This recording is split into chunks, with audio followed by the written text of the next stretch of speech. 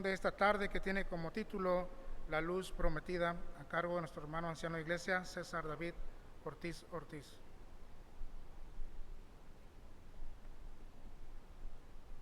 Gracias. Le invito a que no pierda el pasaje que vamos a estar meditando en esta mañana.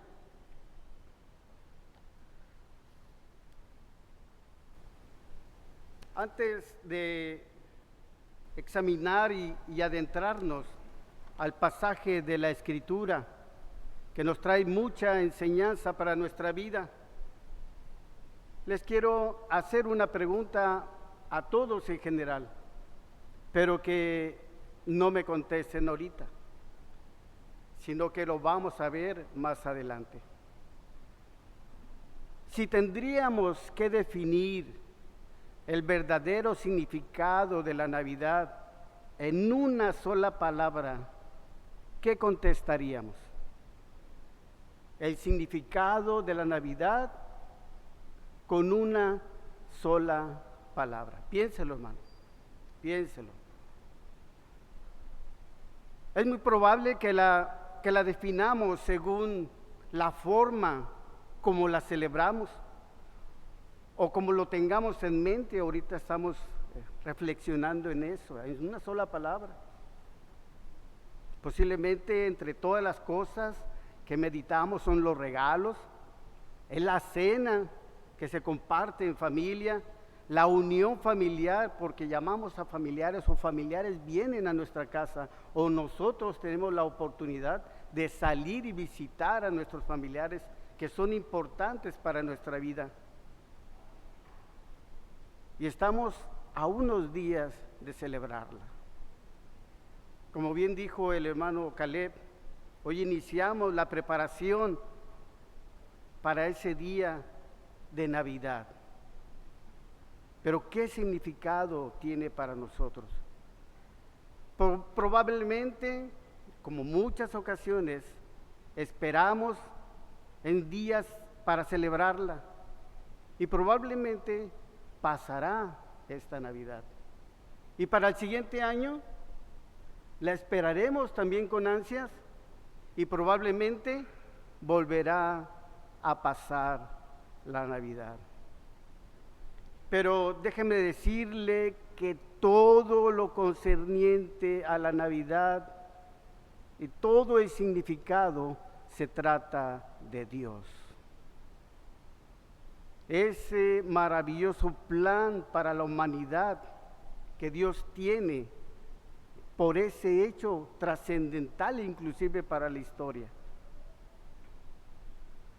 ¿Y dónde lo podemos ver? Y lo explica claramente en su palabra y nos muestra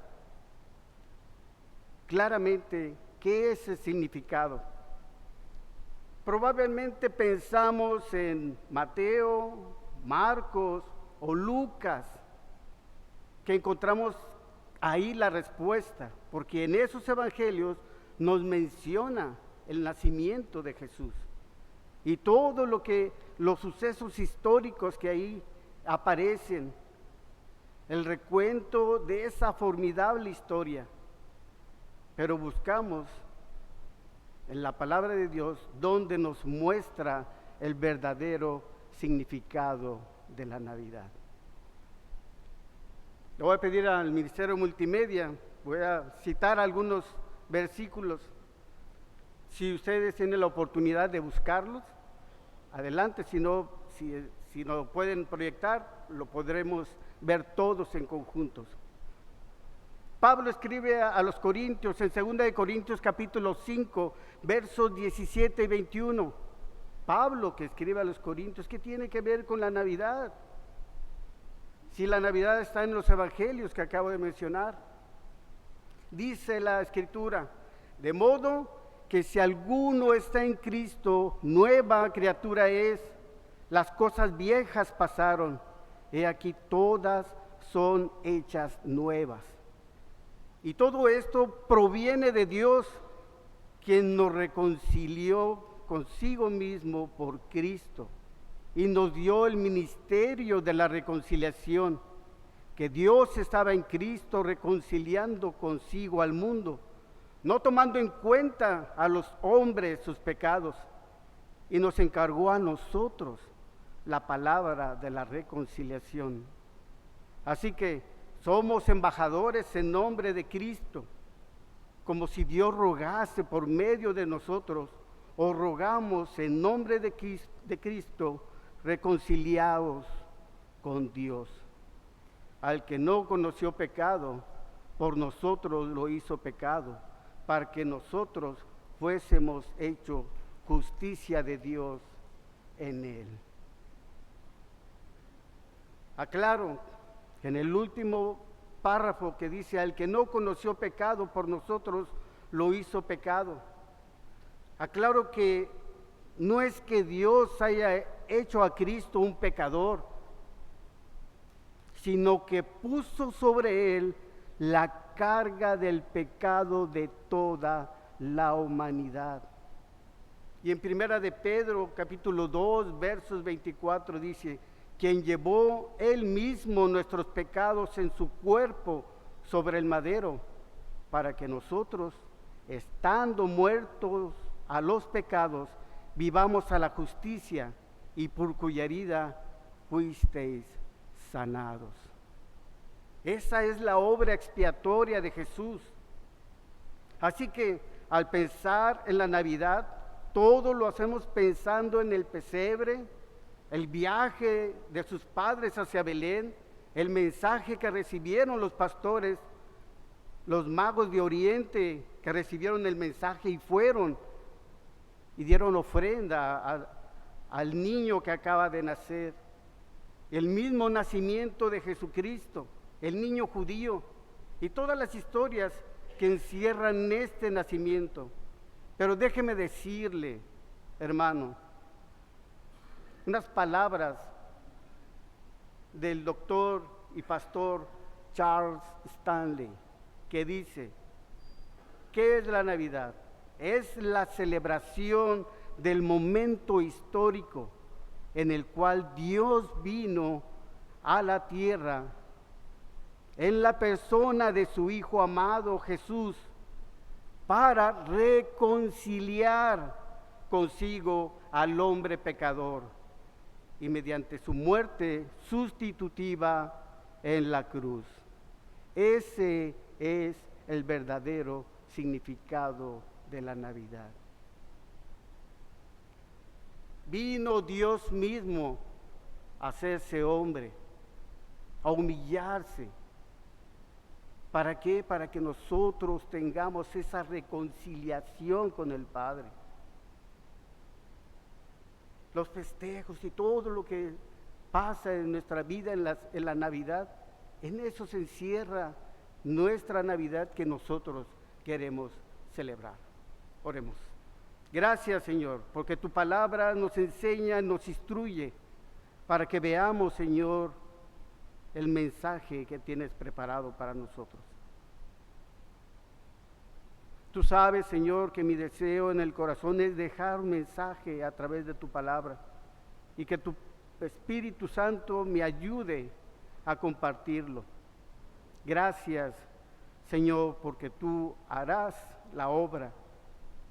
Mostrarás, Señor, el fruto a cada uno de mis hermanos y que el mensaje que se tiene preparado, Señor, llegue a corazones dispuestos a escuchar tu palabra. Gracias, Señor, por todo, en el nombre de Jesús. Amén. Después de esta pequeña introducción, vayamos al pasaje, Isaías capítulo 9, versos 2 al 7. En el contexto con que está escrito este pasaje, Isaías, cuyo nombre significa Jehová salva, fue un profeta del siglo VIII antes de Cristo, activo en los reinados de Usías, Jotam, Acaz y Ezequías, que lo menciona Isaías capítulo 1. Es uno de los profetas mayores y probablemente el más cristológico, porque es el que menciona la promesa de un Mesías, la promesa de un Salvador, la promesa de un rey que gobernará al mundo. Su mensaje une juicio y esperanza para todo el pueblo de Israel en ese tiempo y también para nosotros hoy, mostrando que la salvación de Israel se origina en Dios y se revela a través de su mensaje y a través de esa promesa del siervo mesiánico que vendría. El contexto en el que surgió Isaías fue de una gran crisis política, problemas, como a veces hay muchos, ¿verdad? Hoy escuchamos en las noticias y hay problemas en los mundos. Pero Dios tiene planes. Esos problemas que surgieron en ese tiempo, la crisis política, la crisis social y la crisis espiritual, porque Israel estaba dividido en dos reinos, el reino del norte, conocido como Israel, y cuya capital era Samaria, y el reino del sur llamado Judá, con su capital, que es Jerusalén. Y Judá, el reino en el que Isaías vivía, enfrentó amenazas externas de imperios como Asiria e internamente al pueblo también que se alejó de Dios, adoptando prácticas injustas e idolátricas. Problemas del exterior hacia el pueblo y problemas internos por un pueblo que no entendía y se había alejado de Dios. Isaías traía ese mensaje en ese tiempo. Estaba complicada la situación. En Isaías capítulo 2, del 2 al 7, el profeta anuncia con una fuerza profética la gracia divina en un mundo dominado por la oscuridad. En medio del juicio y la calamidad que sufría Judá, Dios revela un rayo de esperanza, el nacimiento de un rey mesiánico, un rey prometido. Todo el Nuevo Testamento habla sobre ese rey de esperanza. Isaías lo estaba dando ya a conocer aquí, pero solamente sus características, cuya identidad en ese tiempo y obra transforma que haría este rey mesiánico transformaría no solo la historia de Israel, sino la historia redentora en el mundo entero, en el cual nosotros participamos en ella. Ese rey, profeta, sería una luz, sería un libertador y sería el rey eterno. Un gobernante cuya autoridad no se caracteriza por tiranía, sino por la paz, la justicia y la salvación. Este pasaje nos va a enseñar que Dios nunca deja a su pueblo sin esperanza y que la luz de Cristo es siempre más fuerte que cualquier tiniebla, problemas o situación que acontezca, tanto histórica como espiritual. Como primer paso, el primer punto es: Cristo es la luz que disipa toda oscuridad. El versículo 2 dice: el pueblo que andaba en tinieblas vio gran luz, los que moraban en tierra de sombra de muerte, luz resplandeció sobre ellas. Isaías describe al pueblo como los que andaban en tinieblas y andaban en sombra de muerte. En el hebreo original, tinieblas implica miseria, confusión y desesperanza. Y en el hebreo original, sombra de muerte es la expresión que aparece en el Salmo 23, versículo 4. ¿Sí se acuerdan del Salmo 23? Pero en el versículo 4 dice, aunque ande en valle de sombra y de muerte, o de muerte. Conocemos ese pasaje, pero vean cómo aparece en este contexto y cómo aparece también en el versículo, capítulo 23 del Salmo. Dice que esa sombra de muerte indica peligro, ansiedad y una ausencia de vida. Así que cuando recitamos ese texto del Salmo 23 es una desesperación porque estamos tan afligidos, tan desesperanzados, tan llenos de peligros y una ansiedad porque nuestros problemas son tan graves y nos refugiamos y buscamos ese texto para esperanza nuestra. Además hay algo interesante que el profeta Isaías en este versículo 2 quiso dejar en claro, que el punto no es que estaban en tinieblas, una cosa es estar y otra cosa es que anden en tinieblas. ¿Qué quiere decir esto? Que vivían y respiraban los problemas, respiraban el peligro, respiraban su ansiedad.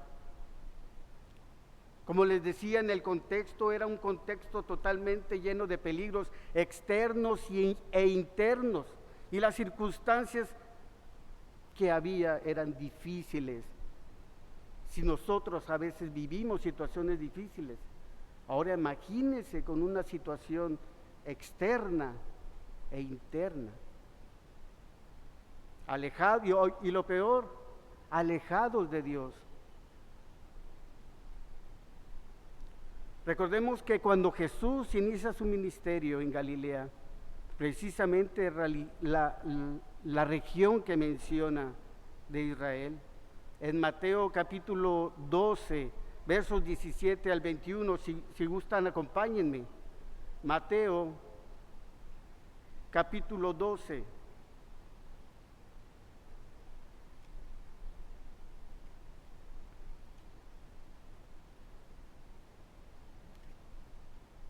Del versículo 17 al 21.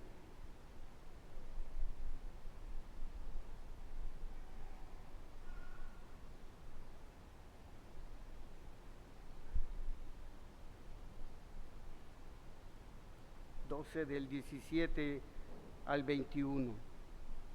Dice, para que se cumpliese lo dicho por el profeta Isaías cuando dijo, he aquí mi siervo, a quien he escogido, mi amado, en que se agrada mi alma, pondré mi espíritu sobre él, y a los gentiles anunciará juicio.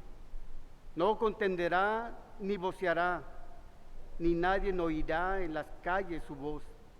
La caña cascada no quebrará, y el pábilo que humea no apagará hasta que saque a victoria, a juicio. La promesa de este Dios que sacará de nuestros problemas, que nos sacará y nos sostendrá en cada momento difícil de nuestra vida. Y dice, para que se cumpliese la Escritura. Cristo es la luz que nos ilumina.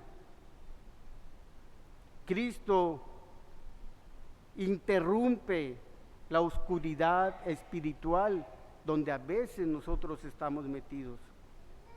Rompe la ignorancia con su verdad. El cristiano debe crecer espiritualmente cada día en el conocimiento de este Dios Salvador. Cristo disipa el pecado con su santidad. Él fue el único sin pecado que cumplió la ley y los profetas. Cristo es el que venció la muerte con su resurrección. Él presentó a los profetas, después de haber sido crucificado, se presentó vivo, y a millares de seguidores porque Él había prometido que había de resucitar. El que viene a un mundo incapaz de producir su luz está alejado de Dios. Hermano, ¿dónde experimentas sombras hoy? Ansiedad, incredulidad, frustración, confusión moral o cansancio espiritual. ¿Dónde experimentas? En tu corazón, en tu pensamiento, hay cosas que distraen. Poner los ojos en Cristo y acercarte a esa luz que es Cristo. La Navidad te recuerda que la esperanza no nace en ti ni nace en mí, sino es el Dios mismo que se acerca, incluso cuando nosotros no podemos acercarnos. En Primera de Juan, capítulo 4, verso 10, y en esto consiste el amor, no en que nosotros hayamos amado a Dios, sino que Él nos amó a nosotros y envió a su Hijo en propiciación por nuestros pecados. Él tomó la iniciativa de acercarnos a Él. Él es el que irrumpe la oscuridad de nuestra vida, en cualquier situación. La oscuridad no es rival para la luz de Cristo. La esperanza comienza cuando nosotros reconocemos nuestra oscuridad y recibimos la luz que Dios envía a través de su Hijo. 2. La luz trae un gozo y una libertad que nadie puede dar, que nadie puede producir. En el versículo 3,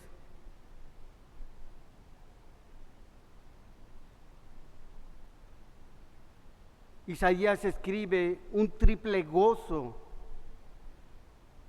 para nosotros. Nos dice que en la cosecha nos da abundancia. En el versículo 4 nos dice que el gozo es con el botín de la victoria. Si recuerdan, ahí habla sobre el pasaje de Madián y que se refiere a la victoria del ejército de Israel liderado por Gedeón sobre los madianitas, quienes eran un gran número. Dios le dio la victoria a través de una estrategia inusual que involucró solo a 300 hombres. Eran una exageración el pueblo que venía contra Israel, pero solamente 300 hombres fueron los que fueron. Trompetas y antorchas para confundir y hacer que el gran ejército madianita se atacara entre sí. Esa es la victoria del Señor. Nosotros, el Señor nos da la victoria a nosotros. Cuando estemos preocupados, cuando estemos, el Señor nos dará la victoria, pero siempre y cuando confiemos en Él. Porque muchas veces nosotros dudamos y queremos buscar todos los medios necesarios para poder lograr cierta situación. Inclusive cuando tengamos nosotros una noticia difícil para nuestra vida, nos acerquemos a Dios, nos refugiemos en Él, confiemos en su luz, confiemos en su actuar y dejemos que Él haga todo. Y en el versículo 5, como una liberación del yugo, la justicia de Dios. El Señor es el que pelea nuestras luchas y el que nos da la victoria. Y aquí aparecen las tres palabras claves: el yugo, la vara y el opresor. Estas imágenes evocan la esclavitud de Egipto y los opresores posteriores. Isaías anuncia que el Mesías romperá estos instrumentos, así como el día de Madián. El Señor es el que pelea.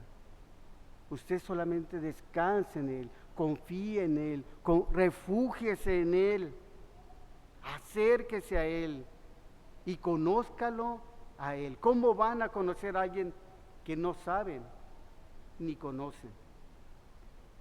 Recordemos que Cristo vino a romper 3 yugos espirituales. El primero, el yugo del pecado al justificarnos, y lo encontramos en Romanos capítulo 5, versículos del 1 al 3. Justificados pues por la fe, tenemos paz para con Dios, tenemos paz para con Dios por medio de nuestro Señor Jesucristo,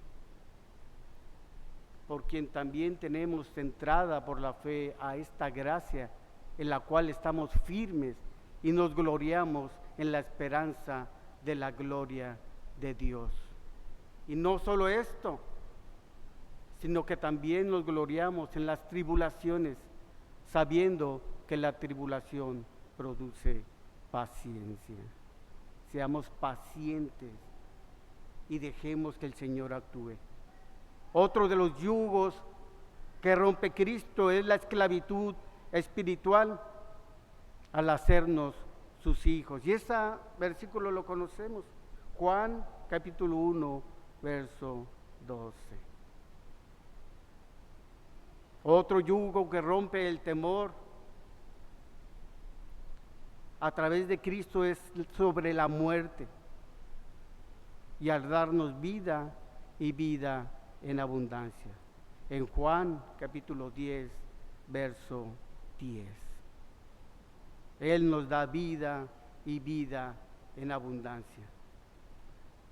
Vean, a diferencia de cualquier victoria humana, la victoria de Cristo es total y definitiva.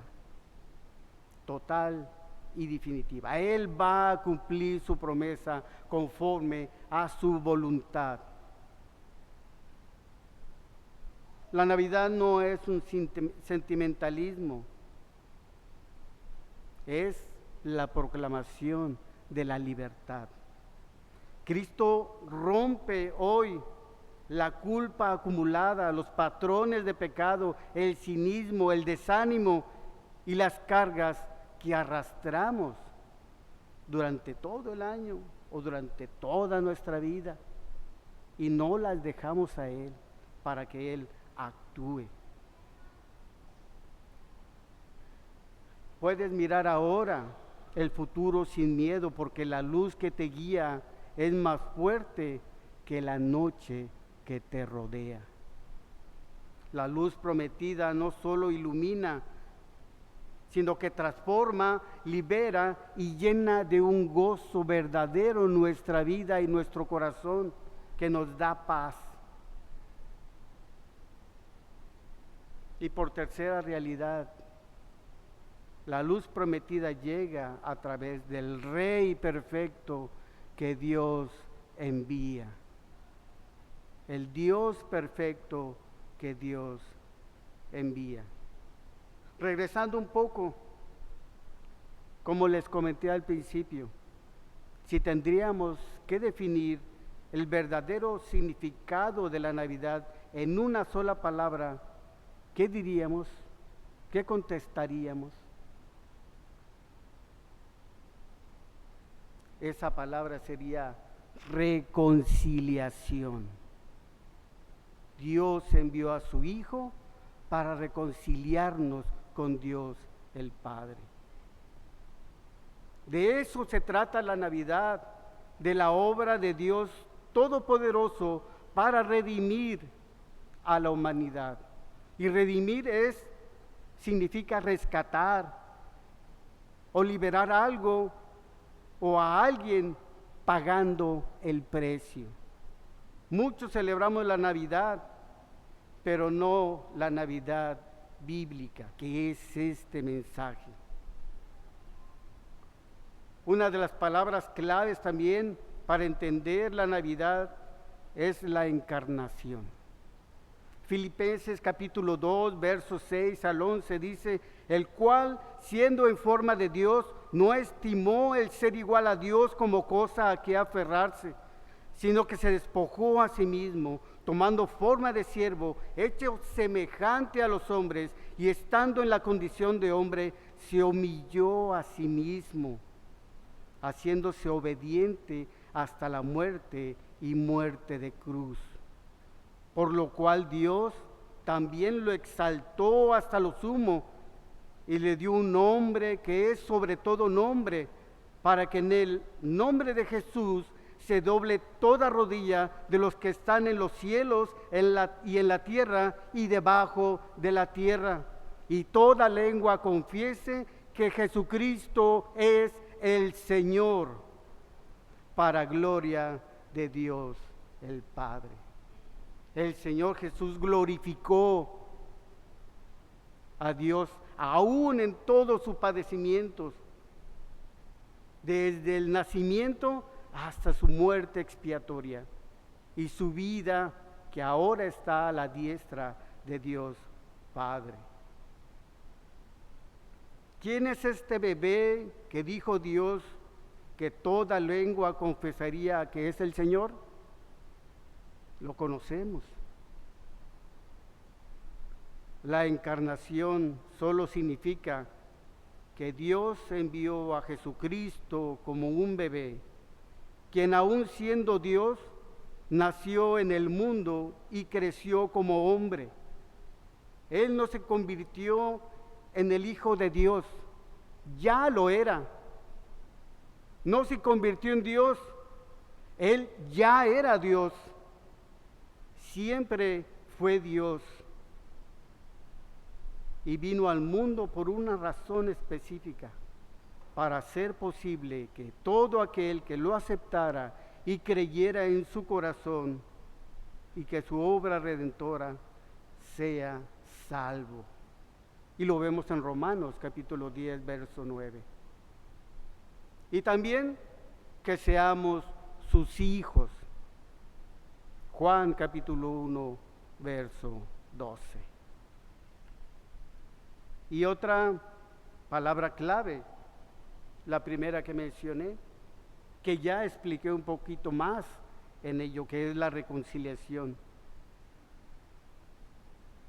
Y resumo en esto que es la reconciliación: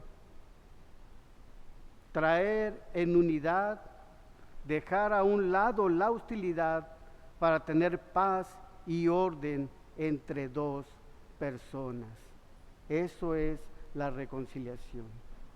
Cuando nosotros sacamos nuestro lado humano, nos peleamos con nuestros familiares, con nuestros amigos, con nuestros hermanos, con nuestros vecinos, y buscar la reconciliación es dejar todo ese problema de hostilidad, de preocupación, de enojo, y venir a traer paz. Eso es lo que, si nosotros lo podemos ejemplificar personalmente, imagínense Dios que vino a reconciliarnos con su Hijo al Padre, enviándose Él mismo y haciéndose humano como nosotros, padeciendo todo lo que padecemos nosotros. Bueno, algunas cosas no, ¿verdad?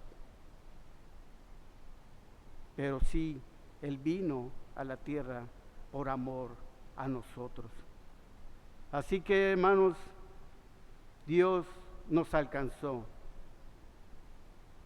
Dios, en su naturaleza de perdón, nos hizo posible que tuviéramos una nueva posición con Él.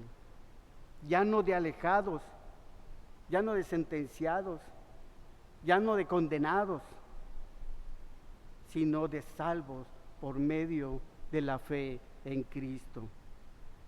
Él ya no es nuestro enemigo, sino que Él, mediante su sacrificio, mediante su nacimiento, mediante su obra, nos vino a enseñar qué es acercarse a Dios a través de esa reconciliación. y mediante el nacimiento de Cristo, el Hijo de Dios encarnado, quien fue a la cruz, virtiendo su sangre en el Calvario, pagando la deuda del pecado del mundo, nos hizo reconciliarnos con Dios. El texto de Isaías 9, versículos 6 y 7, culmina revelando quién es esta luz. Un niño, pero un niño no es un niño común, sino aquel que llevará 5 nombres que describe su identidad divina y su reino redentor. Admirable y consejero, su sabiduría perfecta, Dios fuerte, su poder divino y real, Padre eterno, un cuidado constante para cada uno de nosotros, una paternidad sobre su pueblo total y un príncipe de paz, reinando y restaurando todo lo roto, todo lo despreciado, todo lo hace acercarse a Él a través de su paz. Además, reinará con justicia y rectitud desde ahora y para siempre. Ahora nos toca a nosotros recibir esa gracia, ese perdón, esa cercanía a esa luz admirable. Y su gobierno, dice la Escritura, no tendrá fin. Recordemos que Jesús cumple cada uno de esos títulos. Su sabiduría supera la del mundo. Su poder vence al pecado, a Satanás y a la muerte. Su amor sostiene eternamente a los suyos y su paz reconcilia con Dios y transforma las relaciones humanas de cada uno de nosotros. Si nosotros somos creyentes en Jesús, estemos en paz con todos. Dejemos que esa luz que ofrece nuestro Señor Jesucristo sea una luz eterna. No es cuando se va a ir la luz, ¿verdad? Tintinea, a veces prende, a veces apaga, a veces prende. A veces estoy con Cristo, a veces no estoy con Cristo. El Señor debe ser el Dios en todo el tiempo de nuestra vida. Hermano, puedes confiar tú, tu vida, tu familia y tu futuro al Rey perfecto. Si no tienes que controlar lo que no entiendes, tienes un consejero admirable. No tienes que temer en tus fuerzas o en las fuerzas enemigas o en los resultados que la vida nos trae. Tienes a un Dios fuerte que te sostendrá. No estás solo. Tienes un Padre eterno. No tienes que vivir en conflictos ni en conflicto con nadie. Tienes un príncipe de paz. Hermanos, Isaías anuncia lo que el Adviento proclama. La luz de Dios irrumpe en la noche humana y disipa oscuridad, una luz que trae gozo y libertad. Y por último, la luz de Dios es la promesa del Rey perfecto para nuestra salvación. Donde hay tinieblas, surge claridad. Donde hay opresión, hay libertad. Donde reinaba la incertidumbre, llega la paz del Rey eterno. Así como la noche no puede impedir que amanezca, la oscuridad del mundo nunca podrá vencer la luz de Cristo. Esa es la esperanza con la que inicia este Adviento. El encendido de la vela solamente es un acto simbólico. y atendamos cada una de esos significados, porque serán la preparación para que nosotros celebremos la Navidad. Hermano, mira la luz de Cristo y renueva tu vida, porque aún hay esperanza. Entrega las áreas donde sigues caminando en sombra. Abraza la libertad que Él ganó y somete con gozo al Rey tu vida, que Él gobernará con justicia.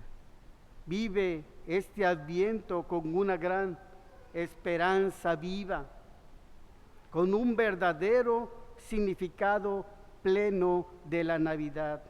Que esta Navidad sea diferente, con un conocimiento pleno de su significado para nosotros los creyentes, no como una idea, sino como una realidad diaria,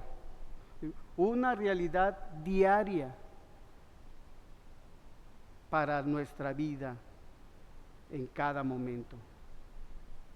Y amigo, tú que vienes por primera vez, que posiblemente has pasado y celebrado la Navidad como muchos nosotros que no conocíamos a Cristo. La oscuridad no desaparecerá por tus propios esfuerzos. Pero hoy la luz de Cristo se acerca a ti. Arrepiéntete de tus pecados. Corre hacia Jesús, nuestro Salvador y único Señor. Cree en Él como el Rey y Salvador prometido, y conocerá la esperanza que nada en este mundo puede dar. Hermanos míos, que esta Navidad no solo sean luces, regalos y buenos sentimientos, que sea la celebración de la llegada del Rey, del niño anunciado para salvar, al Dios fuerte que venció la oscuridad, al príncipe de paz que reina para siempre, hoy y por los siglos de los siglos. Amén. Oremos. Gracias, Dios, porque tu palabra nos debe enseñar y nos debe persuadir a nuestro espíritu, Señor, que estamos alejados de ti. Y al recordar, Señor, este nacimiento virginal, planeado por Dios desde la eternidad, para nuestra vida, para nuestro bien, para nuestra salvación, te damos gracias. Y que, Padre mío, reflexionemos en el verdadero significado de la Navidad para nuestra vida. Te pido, Señor, que tú obres en nuestros corazones, que tu palabra, que es verdad y más cortante que una espada de dos filos, llegue, Señor, a nuestras coyunturas, a nuestros tuétanos, y nos haga, Señor, hacerlo por obra, Señor, para glorificarte a ti solamente. Gracias, Señor, por tu palabra, en el nombre de Jesús. Amén.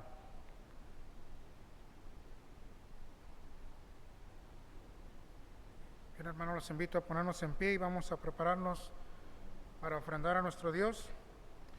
Y mientras